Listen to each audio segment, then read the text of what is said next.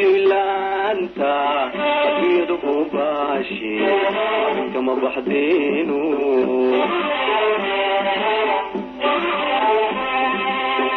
لما يلينو تسمو ما هيامي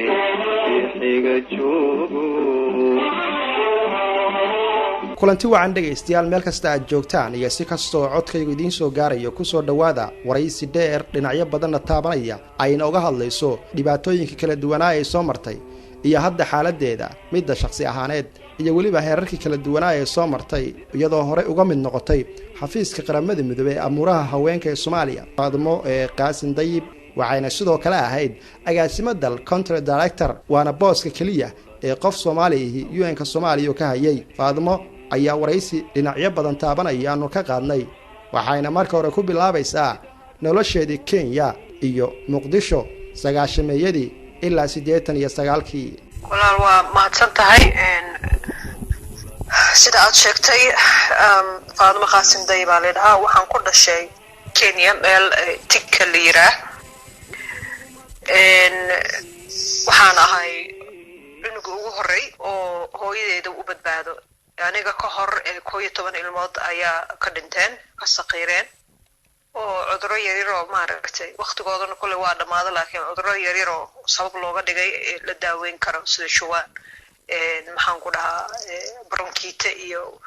iyo maaragtay malaria waxyaalahaas oo kaleeto iyo 11kaas ilmood ay u dhinteen marka hooyadii waxaa lagula taliyay waagaas inay iska soo haajirto Soomaaliya ka soo haajirto oo ay soo aado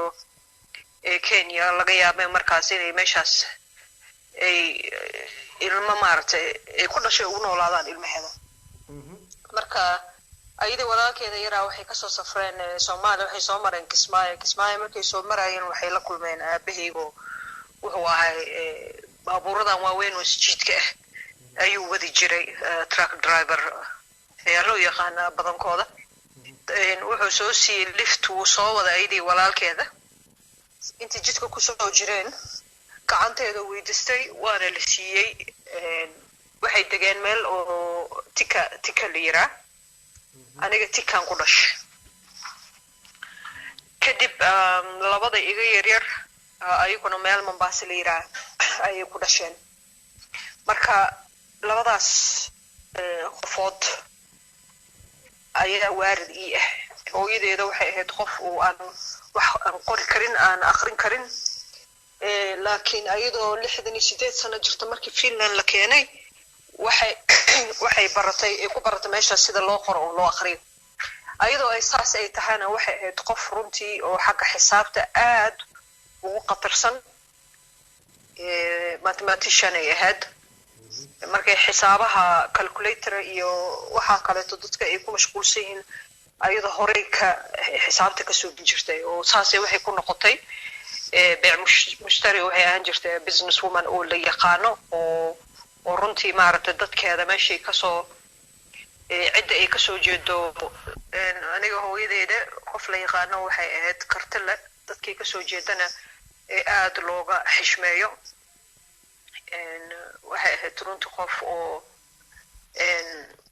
cidda iyo dadka iyo martida iyo dariska isku hayso oo la yaqaanay ayay ahayd aabaheygana anigu wuxuu ahay maadaama uu saan ku sheegay ahay truck driver laakiin wuxuu ahay qof horta luqado badan oo kala duwan ku hadla oo si wuxuu ugu hadli jiray aad fluent u ah yani waa dadka linguistiga la dhaho waayay waa maasantahay Faadmo waayaagii iyo noloshaadii baad ka soo sheekaysay bal goortii aad Nairobi ka tagtay oo aad aaday magaalada Muqdisho goormay ahayd 89kii waxaan noqonay ama 89kii Kenya waa tii laga tarxiilay laga raafay dad badan oo Soomaaliya dad oo maalqabeen ah dad oo maxaan ku lahaa ku dhashay Kenya oo runtii ilmahooda ilmo kale ku sii dhaleen oo hataa maartay ilmo kale ay sii dhaleen ayaa meesha laga soo raafay sababta loo soo raafana runtii Soomaalinimadaas isirkooda Soomaaliya ayaa lagu soo raafay mishtaradooda iyo maalkoodii waxoodan waa tii laga qabsaday waxaan xasuustaa aniga anoo gabar yar ah in safaaradda Soomaaliya markaan imaanay nalaga soo siiyay kaar yar oo cad oo go home ay ku qorneed anoo yaaban runtii oo weligeyga u malayn jiray Kenya inay gurigeyga ay tahay oo dalkayga ku yahay ina meel kaleeto noola wadayo la leeyahay ma tihiin Kenyaati marka anoo yar ayaanba ogaadaba yani dagaalku inuu isirkeyga uu ku wajahan yahay waxaana la soo saaray diyaaradii Somalia Airlines waagaas la dhihi jiray go home kaasana ka wadana xamaraan ka soo degna xamar qucud dagaalkii markuu ka dilaacay xamarna runtii dadkii ugu dambeeyay oo waxaan ahnay nasiib u yeeshay diyaaradda ugu dambeysay Airfloat ka ahayd oo ka soo baxaysa Muqdisho inta soo fulno ruushka aan imaano ruushka kadibna maxaan ku dhahaa aan ka galno Finland anigu waagaas hooyadeeda waa la iga reebay ilaa un xaristo aniga mas'uul waxa la iga dhigay labada iga yaryar inaan soo wado oo aan la soo safro anoona weligeyga Yurub soo galin oo safar saas u dheer weligeyga soo galin inaan soo wado oo hooyo iyo aabba aan u noqdo oo aan ruushka laba maalin aan joognay siiba Moscow kadibna Moscowdaasaan diyaarad aan nasiib u yeelnay inaan ka soo raacno ilaa Helsinki aan ka soo degano marka anigu markaan xamar imaanay qaxootiyaan ahay waxaan ogaaday dal kale inaan lahayn dal kale iyo dad kale inaan lahayn aan ka ahayn Soomaali maadaama anoo yar liina tusiye meeshii oo maaragtay aan ka soo faracma in aan xaq u leeyahay meel kale xaq aan u lahayn waayay markaasi waxaad dareentay Soomaalinimadu waxa ay tahay iyo inaad ogaatay inaad tahay qof dhalad oo Soomaaliya bal markii aad Muqdisho ka tagaysay yaa ka dambeeyay sababteedana lahaa inaad ruush ka tagtaan adiga iyo wiilka iyo gabadha kula dhashay hooyadeeda la u naxariistay guri ay lahayd ayay gaday oo maxaan ku dhahaa intii lacagta ay ka soo heshay ayay nagu soo dhoofisay ayaduna hooyadeeda xanuunsaneed waxa la yiri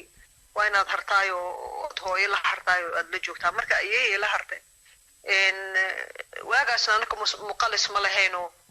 anoo gabar yar hooyadeeda subaxi intaan raaco ilaa u naxariistay ayaan maxaan ku dhahaa waxaan hor istaagi jirnay xafiiska Airfloat marka muqalisiin iyo dalaaliinta iyo waa gal jireen online ay lahayn laakiin aniga lacagtaasna ma aan lahayn awooddaasna ma aan lahayn banaankaasna subax kasta soo istaagi jirnay ilaa maalmaha kamid ah ninkii xafiiskaas haysta soo banaanka u soo baxay aan la kulmay oo aan la hadlay runtii uu la yaabay unug yar oo ku dhagan oo la hadlayso af Ingiriis ku la hadlayso fursado u siiyay aniga hooyo inaan soo galno ilaa un xariis xafiiska aan ugu soo galno waan la hadlo waan u sheegay waxaan dhahay qofkan waa hooyadeeda saddex ilmood ay leedahay intaas oo ilmooda ka dhinteen runtii haddaan meeshaan ka bixin waxaan ugu dhici doono ma naqaano marka anigoo yar ayaan waxaan bilaabay inaan qofkaas aan runtii persuasion wax la yiraa ama maartay in aan wax ka dhadhacsiyo oo aan influence gareeyo aan gaaray saasoona nagu ogolaaday oo maartay wuxuu yiri bari imaada airport anigu waxaan iga balan qaadi kara mala laakiin airport imaada habeenkaas aniga hooyadeeda ilaa un soo xasuustaa aljoodanayaan isla seexanayo iyadoo ila hadlayso maartay ila daardaarmayso hooyadeeda aad ay jeclaan anigu ilaa un xaris maanta meesha aan jooga ayada aniga i keentay marka way ila daardaaranta waxay tiri ma aqaan hadaad bixi doontaan ama aad joogi doontaan si kasta ha ahaatee hooy adigan ku ogahay ilmaha kaayar waxaana kuugu ogahay fursadii aad waasay intaad joogtay Kenya iyo Soomaaliya in ayna ku seegin markaad dalalkaas aad gashid way igala talisay maxaan ku dhahaa dhaqankeyga inaan maartay xushmadeeda ilaalsado diinteeda inaan xafido marka runtii habeenkaas saas hooyadeeda maartay runtii ay igula daardaarto subax dambe waa soo raacnay airportkan imaaday hooyo nala imaatay waxaan xasuustaa hataa si fiican hooyadeeda ilaa u naxariistay ma aan u macsalaamin sababtoo ma aan ogeyn inaan fuuli doono meesha markaan soo gaarno waxaan lagu yiri nagara lahada diyaaradda waa buuxdaa ma fuuli kartaan waana flightku ugu dambeeyay oo xamar ka baxaysay ninkii waan la hadlay waxaan dhahay warheede hooyadeeda waad aragtaa oo shalan waa aniga kaala hadlay meeshaan maanta ka soo bixin waxaa laga yaabaa inaan weligeedana ka soo bixin baa waan weydiiyay waxaan dhahay ma ilmaad leedahay wuxuu yiri ha waxaan ka soo qaaday ilmaha haday ahaan wuu baxay diyaaradii ayadoo albaabada la rabo in la xiro waa laga joojiyey saddex qof ayaa diyaaradda laga soo dejiyey ninka gacantii uu annaka maaragtay noo soo laalaadiyey uu leeyahay soo socda diyaaradda soo fuula waa soo dhaqaaqnay hooyadeedu runtii meesha taagan noona si fiican usoo macsalaamaynin oo mar kastoo tallaabo kastoo soo qaadana aan maqlaayo xabado dhacaayo oo aan kana xumayo inay naga harayso oo aan ogeyn inay marka ugu dambaysa ay noqon doonto aan arkaayo ama wax ku dhici doono aan ogeyn runtii aan dareemayo dambi inaan galay inaan ka dhaqaaqayo aan ka tagayo oo mar kastaba markaan tallaabo aan qaado haddana aan laba tallaabo dib usoo noqonayo oo ayada dhinaceed aan usoo soconayo markay aragtay inaan runtii niyadeyda ay ku faraxsanayn inaan ka dhaqaaqo aan ka tago oo aan oynayo aan qayrooday markay aragtay waxay gacanta calaamad igu tusiso oo ah soco xabaduna waa yeeraysaa qaylo iyo buuqeen waad maqlaysaa labadii goormay ahayd xilligaas waxaa waaye markaas 9 waaye 9 camal October waaye marka labada waxaan ku dhahay yaryarka sii socda way sii socdeen oo diyaaradii sii fuuleen aniguna mar kastaba gadaanaan soo fiirinayo runtii hooyada aadan u jeclahay aadan maxaan uga labalabeynaa inaan ka dhaqaaqo laakiin ayaduna gacanta waxay igu tusinaysa socda baxa labadaasna mas'uul ayaan ka ahay oo haddii aan ka haro qof wadi lahayd ma leh marka diyaaradda saasaan kusoo fuulnay diyaaradda markaan soo fuulnay soo kacday waxaa ka buuxay arday oo Tanzanian dadku badankooda Soomaalidu diyaaraddu markay soo kacday garoonka ka soo kacday waa sabciyeen oo waa faraxsanaayeen anigu laakiin wallahi murug waa ka murugooday hooyadeedii meesha iiga hartay oo aad ugu walwalsanaay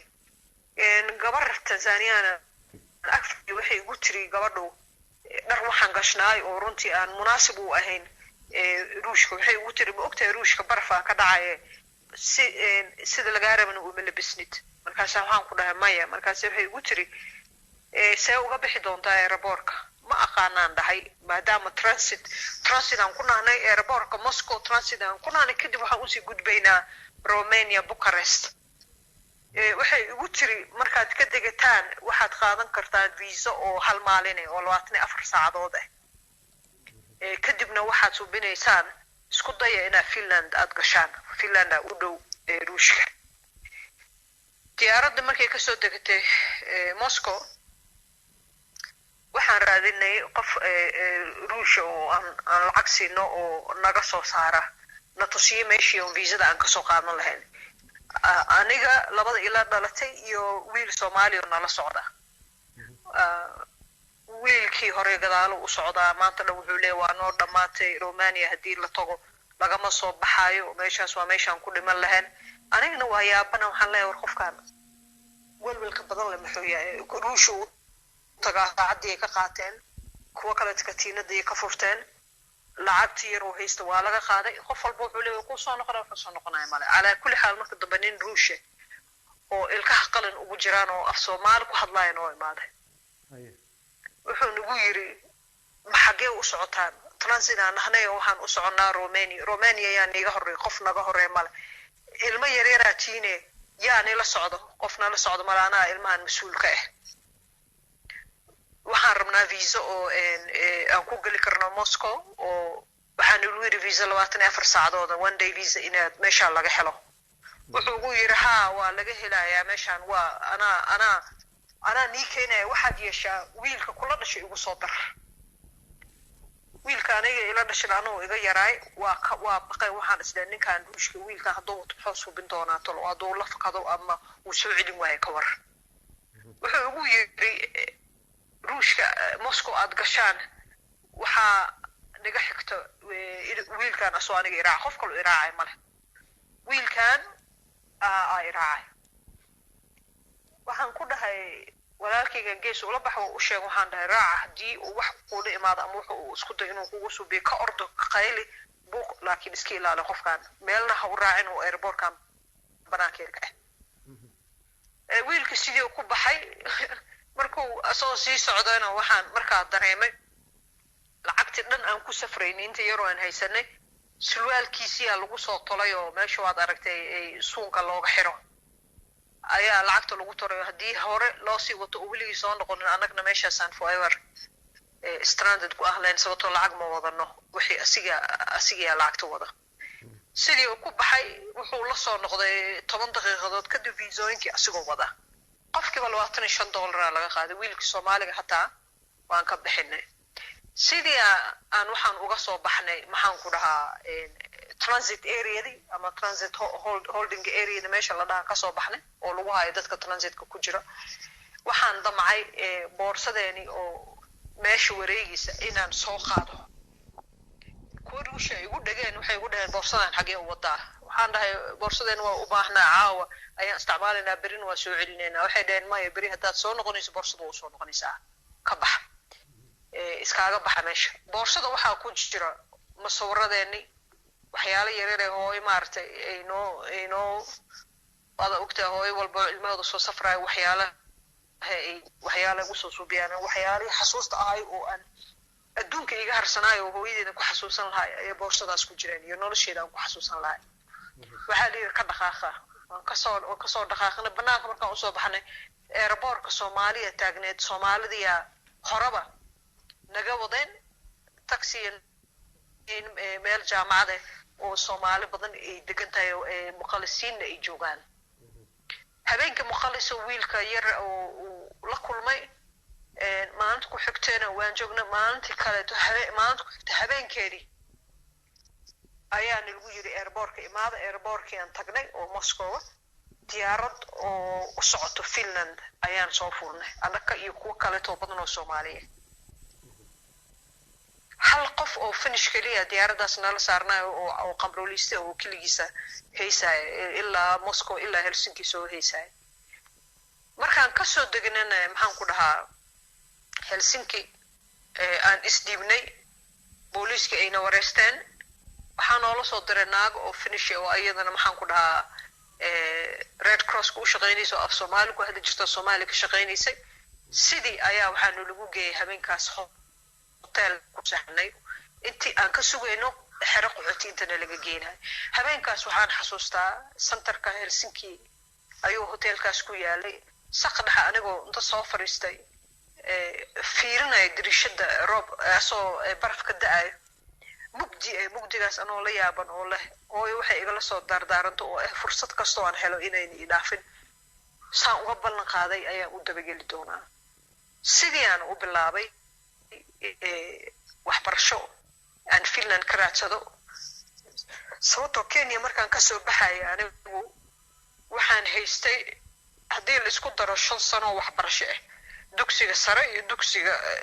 dugsiga hoose iyo dugsiga sare haddii la isku daro 5 sano isku gaarayaan waxaan bilaabay inaan wax qoro oo aan aqriyo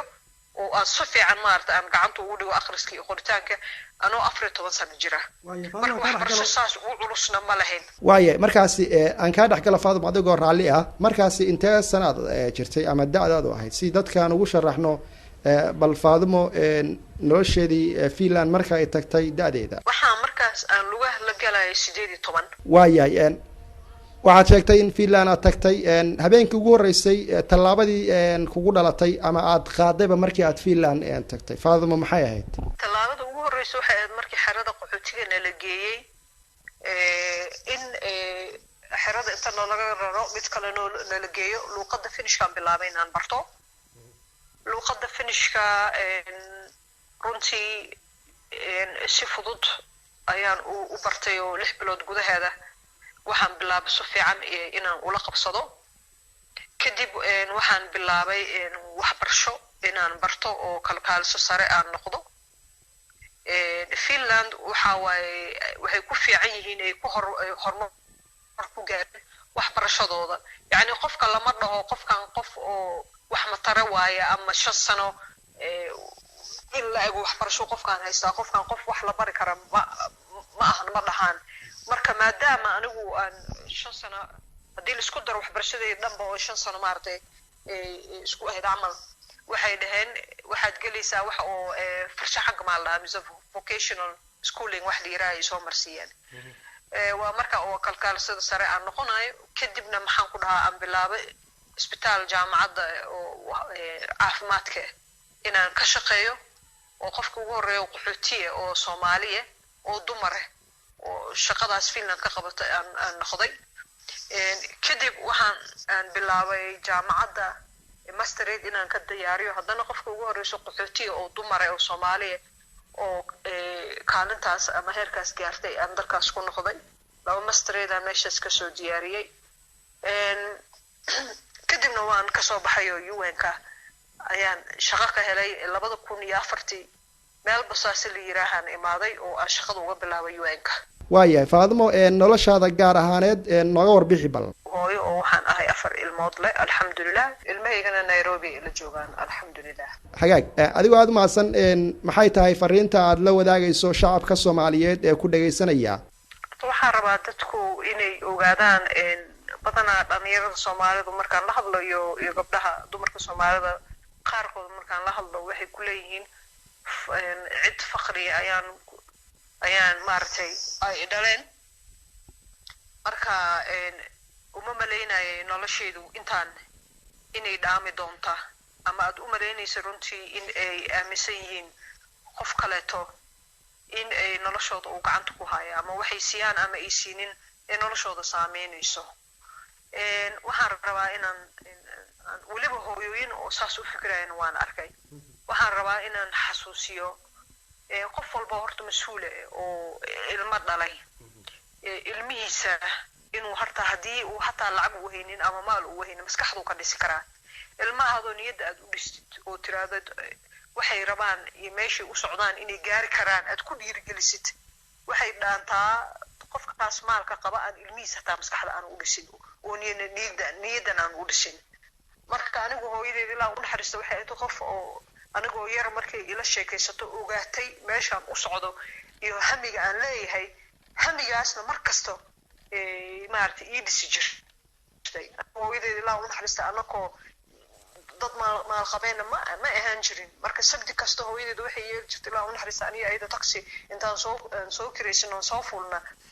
waxaan soo aadi jirnay waxay dhigi jirtay markaa weynaatid maxaa rabtaa inaad noqotid xagee rabtaa inaad ka shaqaysid markaas waxaan dhigi jiray hooyo UN-ka rabaa inaan ka shaqeeyo aan secretary ka noqdo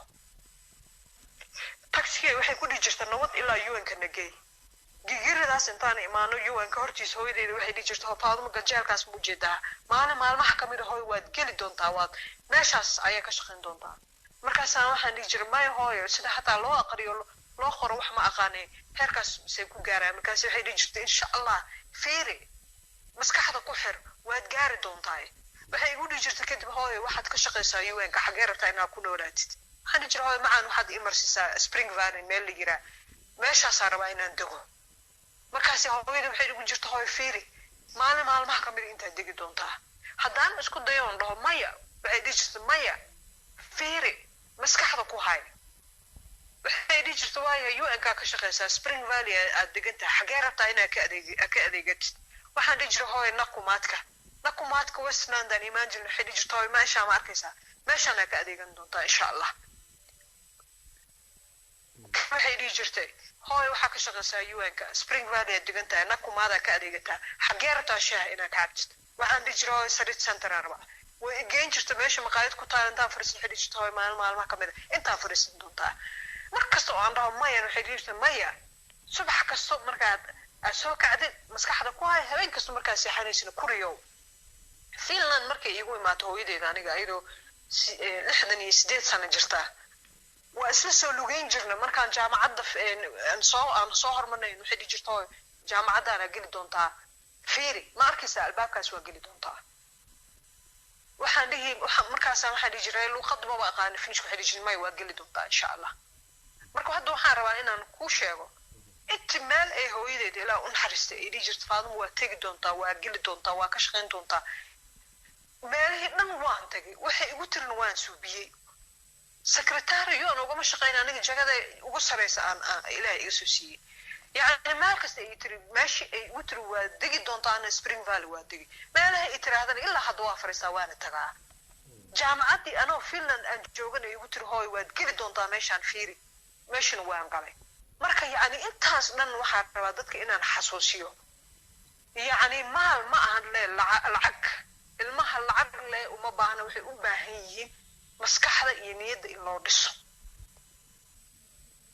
oo la garab taagnaado oo maxaan ku dhahaa runtii aan niyad jab lagu ridin oo la dheen waxaas ma soo bixi karto ma yeeli kartid mid kale hooyadeed waxay dhigi jirtay ilaahay u naxariisto ilaahay wuxuu ku qarmo iyo wax kale kugu dhacay mana hooyadeed waxay dhigi jirtay wax hadda macsanta oo niyad aad gashitid waa helaysaa waana soo bin doontaa taasna waxay iigu muujisay aniga ayadoo 68 sano jirta hooyadeed ilaahay u naxariisto inay bilowdo luqadda finishka inay qorto ay akhriso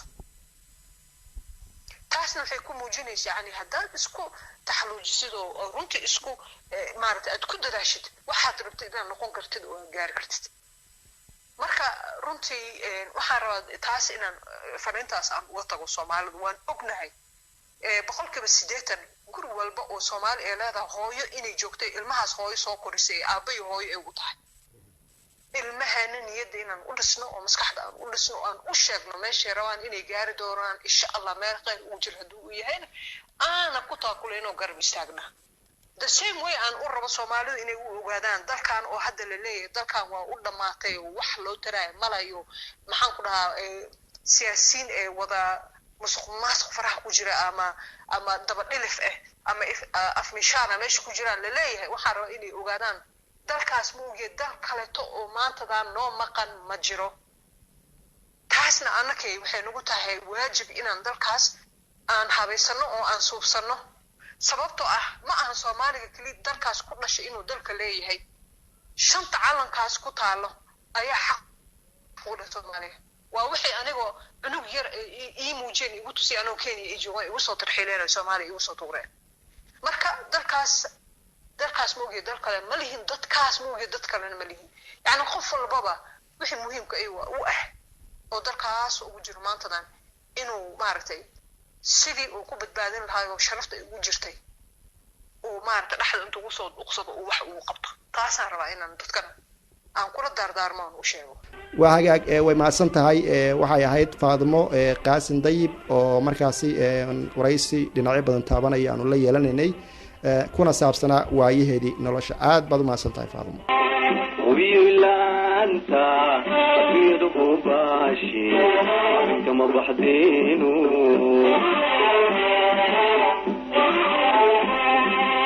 istilama eleno dadku ma hayaame xiga joogo